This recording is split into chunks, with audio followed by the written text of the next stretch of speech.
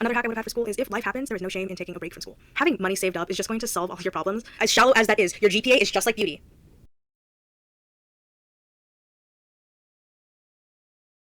So let's get into it. I really wish I understood these glow up hacks for school, just being able to perform better academically, feeling better about myself as a student, because I felt bad about myself. I felt terrible throughout school, and I get several compliments in class saying that I look like I'm one of the smartest people in class. That's because I ask very creative questions, and I ask deep questions, and I ask a lot of questions out loud.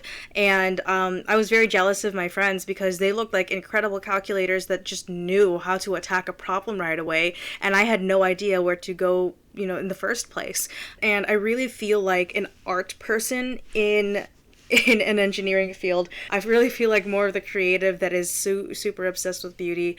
If you look back in my channel, there's a makeup tutorial somewhere. But I really wish I knew these glow up hacks. One of them being, you gotta be organized. And the way that you stay organized is with a planner. I have planners in the description of what I use and exactly what you need to be using. Because I've got this one from Amazon. I have like 3 small planners that are either academic year planners or just normal calendar year planners from the Gregorian year. And they go by the hour because I need to be that rigid with my schedule. I can't have any room for error, and so I need to make sure that I actually understand what's going on, and I need to have all of my tests lined up from the very beginning of class. When your professor hands you the syllabus, you need to be writing every single quiz day, test day, and homework due date. If that is listed in the syllabus, you need to be listing everything that your professor is listing, because that is your contract of expectation in your class. Your syllabus is your contract of expectation. Another glow up thing for school, and this was especially true when I was doing dual enrollment, and I was actually in high school going to the community college, and that's actually like a 20-minute drive. And what helped me the most is whenever I got my own car. So here's the thing, I know that it's going to be different in several of your family situations and how your family views money. Save up for a car. Save up for a car and get to know car guys so that they can hook you up with a car that just gets you from point A to point B reliably. Your parents don't need to take out another loan to get you a car or whatever. But having a car is going to help you attend your professor's office hours when it's most convenient for both of you. Because you're going to have a really, really weird schedule. There's just going to be a lot of things that happen with adulthood and, going to community college even at 16 and 17 years old. You're entering into adulthood because this is gaining that adult responsibility. And if you don't have access to a car, meaning that you're either taking a city bus there or you're carpooling with friends, that's just an added inconvenience that you don't realize. And having your own form of transportation just makes life way easier for you. And I know that's quite an expense because you need to pay for driving school, you need to pay for insurance, you need to pay for your driver's license, your permit, and then for the car itself, and then gas. That's a lot of investment, but it's an investment that you need to be willing to make. So here's the other thing that I really wish I knew about school, is that you don't need to go to college right away. Here's the thing, you're in high school and then you continue to be academic right at 18 all the way up until 22, graduating with a bachelor's degree, and bam, the world is your oyster. But the fact of the matter is that it's not, and life happens. There's a lot of life that happens that can really disrupt your schedule. If you are on the quarter system where it's just 10 weeks long for class and you're taking the usual load, which is 15 quarter credit hours, which is 3 classes. All you semester people who might scoff at that. Quarter credits, there is no time to breathe.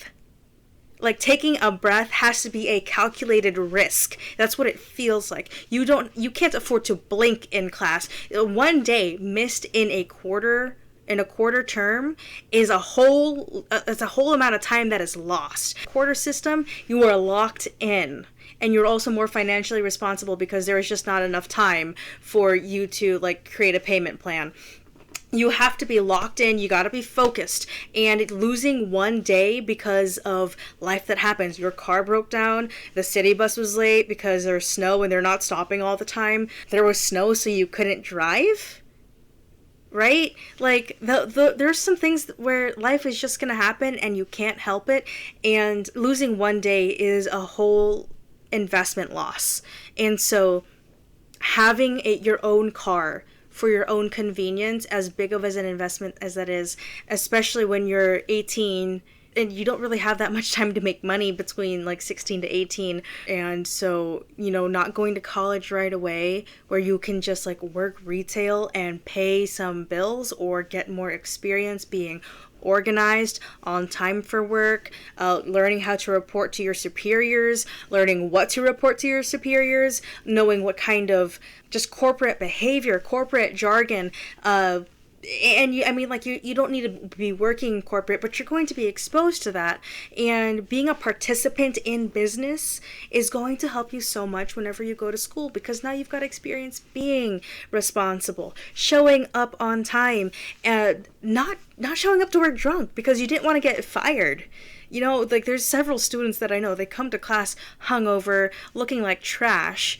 Like, college is a gigantic investment of money, and if you're not ready for that, you are just wasting taxpayer dollars, you're wasting your own dollars, you're wasting your parents' dollars. And I'm not saying that to be mean to you, but you have to understand that this is a huge responsibility, and people's money is not something that you need to be taking lightly. If you want the experience of going to college and getting drunk, I'm sorry, you are going to fail in life. You may not fail in school because you got an easy degree, but you are going to fail in life if you just keep on being childish. So taking that break from school just to make money and be an adult with responsibility in order to afford school, that is so much better. That is way better. And like, here's the thing. Going to school at 18 feels like a very elite move, where an elite, like a socialite, may be able to afford that easily. And now, like, everything that's being peddled at you is like, oh, we'll just take out some loans at 8% interest rate. And 8% doesn't sound like a lot to you because it's not the majority, because you're used to percentages being in Congress and in the popular vote and in the Electoral College, where it's like, you need to get a certain, like 51%, you're in the majority, great. And you don't understand the impact that 1.5% interest has on you. And that, like, I'm going to tell you now, if you understand it financially, 1.5% is devastating. It's going to keep you enslaved. And so you're getting a carrot dangled in front of your face that's like, here's some success, here's some money, here's $90,000 a year, just come on. Pay for the school with the, but hold on. You need to sign up for the student loan at 8% interest rate. If you went to retail and just worked with money, and because you were responsible, you got promoted, and now you're dealing with a little bit more corporate tasks like emailing the district manager, and perhaps you got promoted to district manager or like other managerial roles, and now you're just around numbers and money all the time, you see the effect that 2% has and how that works in your favor, or it works absolutely against you. And the thing is, student loans, what they don't tell you is that these are highly predatory, enslaving things. And like, I was listening to George Camel from Dave Ramsey, and he was interviewing someone who was working in student loans, and she talked about how much she enjoyed working with people who were in default. Now, for those of you who don't know what default means, it's basically like you haven't paid your student loans in such a long time, so now you've got this brand on you that says, I am irresponsible. I am absolutely irresponsible with my life. And that's a blaring title that goes across like anyone who's trying to run a credit check on you, like when you're maybe applying to live in an apartment, perhaps applying for jobs, getting security clearances if that's required of you. And it's kind of scary because, like, your peddle that you need a good security or you need a good credit score, you really just need to showcase that you're good with money and that you're a responsible person that doesn't just waste your money as soon as you get it. But That's what default means, is that it's just like this blaring title that tells the entire world, I am an irresponsible person, do not trust me. So obviously you don't want that on your record, and you feel super defeated because you haven't been paying these bills. And this person who was working at the student loan servicer at the time was saying that she liked working with them because they were in a place of learning and they knew they needed help, and she knew that she could help them, and giving them the steps to get out of their situation is where she found fulfillment. That company had then got bought out by, I don't remember their name, but statistically, to keep their numbers up, in order to maintain that, they would just like hang up calls and say like, oh, it was a disconnected call. So we still have like a 100% rating of helping out students because disconnected calls don't count in that thing. That's called cherry picking. And that's irresponsible and, most importantly, unethical and immoral on several fronts. And they never tell you. You're never told how predatory these things are. Even if you are given a whole sheet of like, this is something that you need to understand, you're told that this is the only way that you can be successful, and then you sign your life away. And then I'm listening to the same thing. It was the podcast series, I forgot what it was, but it was by George Camel, and it was on student loans and student loan crises. And like, there's a dentist working 12-hour days in order to pay off school, and his complaint, not really complaint, but like his heart's cry is that he can't take his wife on a nice honeymoon. He can't give his wife a nice wedding because he has to work so hard.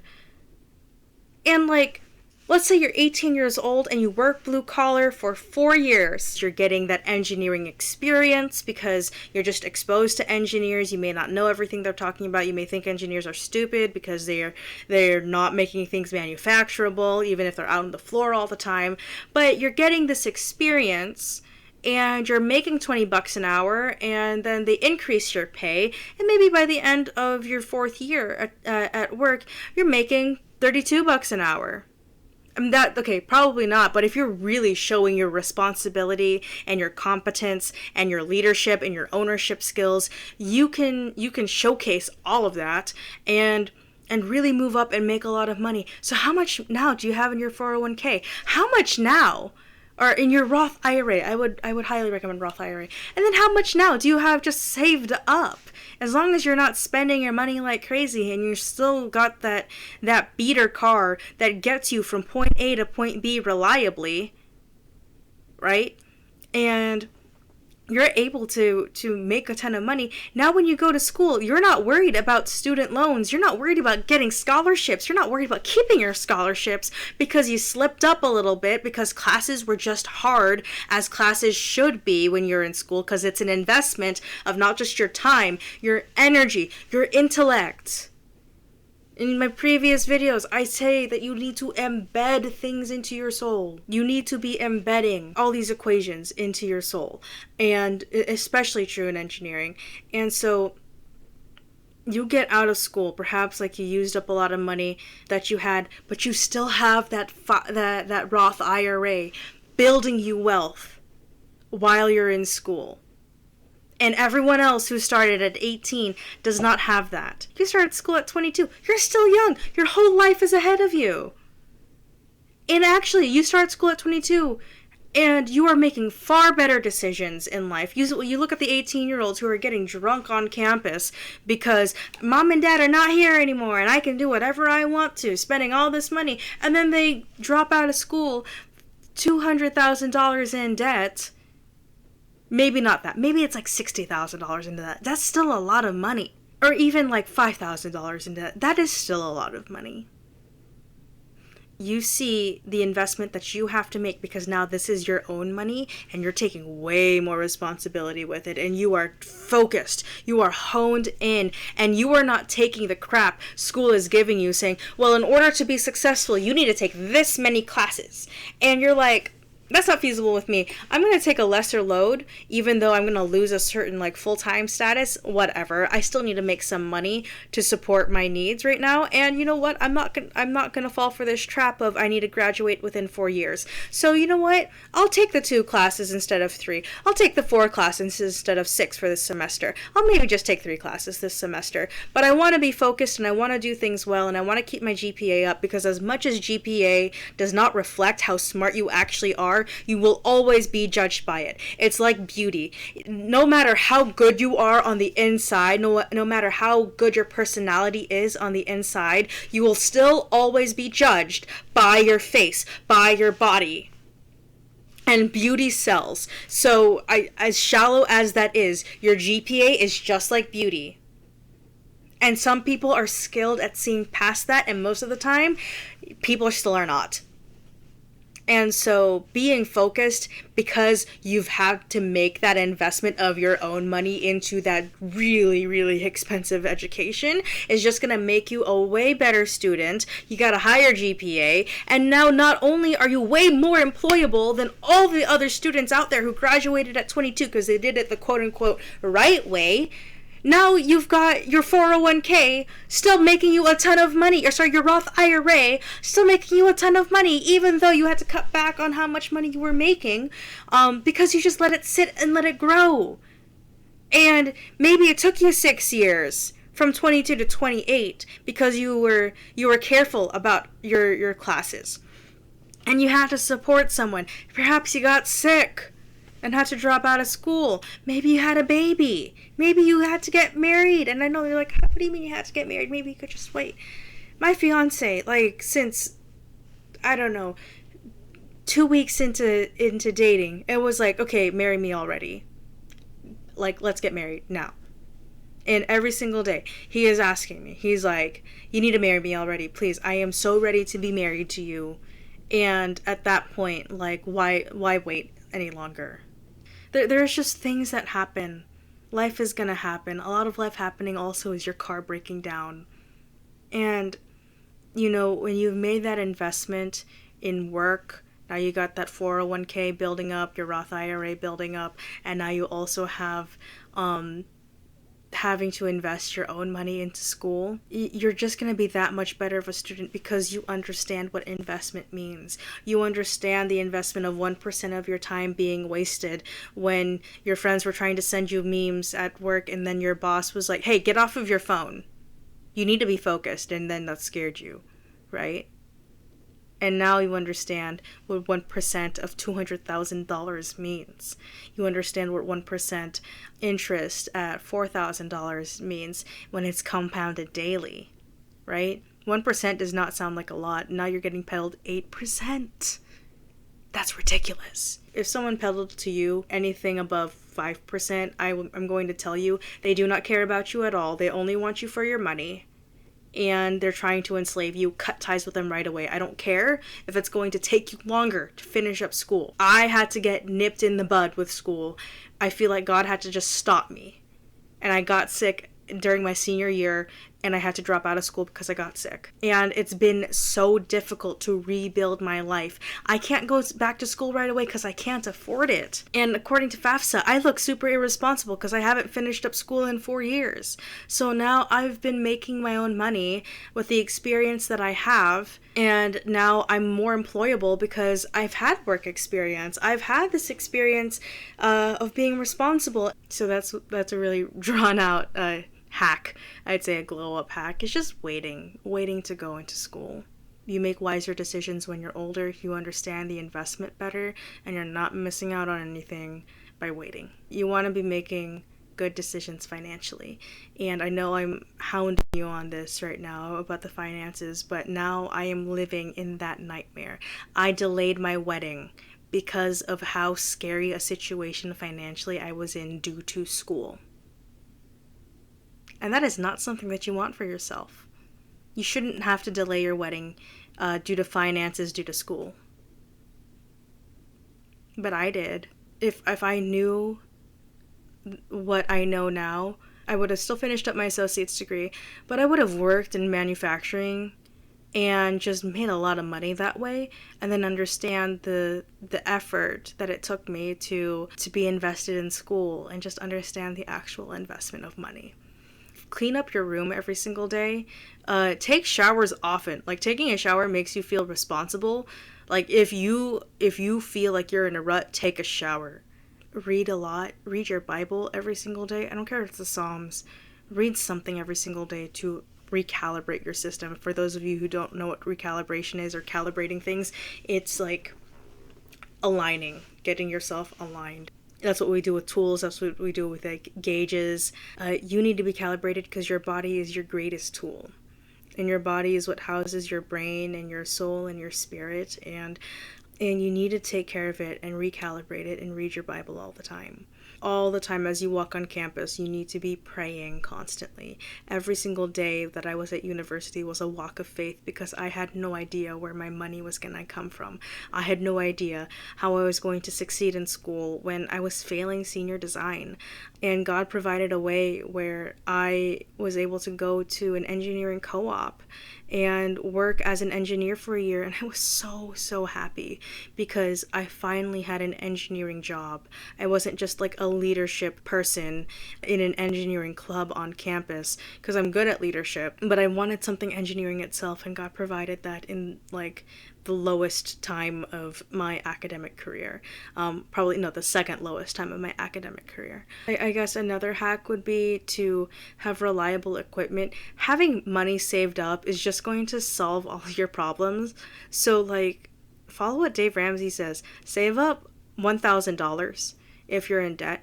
And then like, if you're not in debt, save up 3 to 6 months of expenses, because that's going to happen in school and you're going to need to like pay something right away. Just toss a bunch of money at it. Another hack I would have had for school is, if life happens, there is no shame in taking a break from school.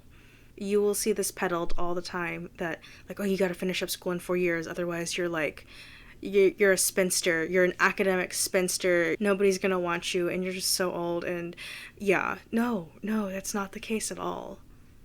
The more work experience you have, despite not finishing up school, you age like fine wine. The issue is like you being so bogged down, and I'm specifically talking to the men out here, you being so bogged down that you do not find work in things that you're good at, or just things that you can do. So now you don't have as much work experience because you've just been emotionally down for that period of time.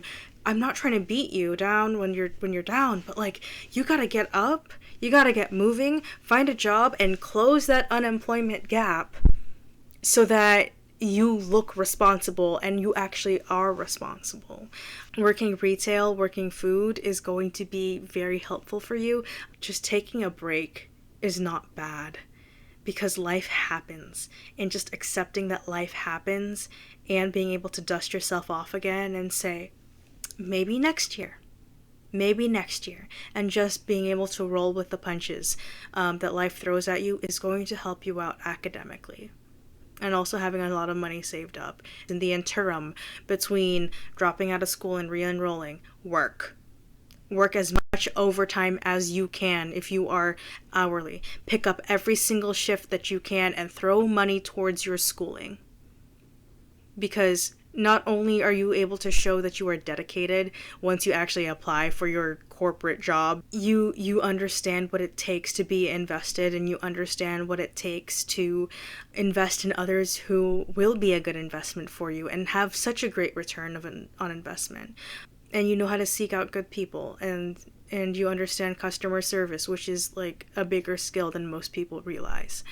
When you're an engineer, you are not just a calculator. You are the main customer service representative, and you will be the one who is to blame when your customer finds out that you did not make something within spec. And you need to understand how to be a customer service representative. I tell my students all the time, being kind to people is your number one money-making skill. Being kind to people in multiple languages is your number 2 money-making skill. Because if you can be nice in multiple languages, you are able to rake in money from multiple countries. And you need to be nice just to genuinely be nice. The money is a byproduct. Paying customers that are like, hey, I love your product, I love this service, I really love the fact that you're passionate about your work, that you really focus on the quality of this, and that even if it takes you a little bit longer, you give us perfect parts. And even if, like, you have all these other competitions out here that may make it slightly better than you, you always deliver on time. Every single document that you give us is always accounted for. Everything is accounted for, because guess what? Your mom taught you to be organized, and she didn't tell you to be organized. I'm going to tell you need to be organized. Use a planner, use a calendar, use multiple planners, and multiple colored pens. Okay, I should probably make another video at some other point, but not right now. I'm gonna just post this all on YouTube, unedited, and see where it gets me. So anyway, I love you guys. Tell me what you want me to talk about. Oh, let's see if I can do it in the next video. All right, bye everyone.